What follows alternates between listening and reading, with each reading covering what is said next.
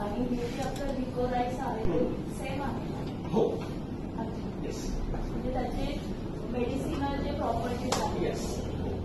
Even याच्यामध्ये मी घेतलं नव्हतं कारण हॉर्टिकल्चर रिलेटेड हे नाही, पण जसं आपल्याकडे आयुर्वेद आहे तसं चायनीज मेडिसिन किंवा जॅपनीज एन्शियंट मेडिसिन हे अजूनही तिकडची लोक घेतात. म्हणजे मला या ठिकाणी साहेबांनी जे आपल्याला ज्ञान दिलेलं आहे ते आपल्या आयुष्यात आणि आपल्या भविष्यातल्या माहितीसाठी किंवा आपण जे आता 3 दिवस ट्रेनिंग घेतलं त्याचा मुख्य पार्ट म्हणजे आजचा विषय आपला होता की आपल्याला पुढे काय करायचं.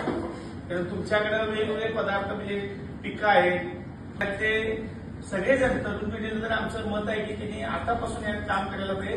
ते जसे 3 वर्ष चायनात जाऊन आले तसे तुम्ही सुद्धा 3 वर्ष जाऊन भाषेची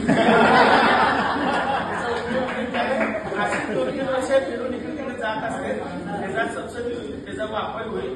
कमी वयात ज्ञान घेतलेलं हे पुढे भविष्यात भरपूर उपयोगात येते. तर साहेबांचं मनापासून आभार व्यक्त करतो. हे आमच्या सर्वांच्या वतीने आम्ही थांबतो. साधारण येतं हे 7 दिवस त्यांचं न्यू इयर चालतं. आता आणि जसं मी म्हणालो होतो की 11 लाख रोज खावी लागतात.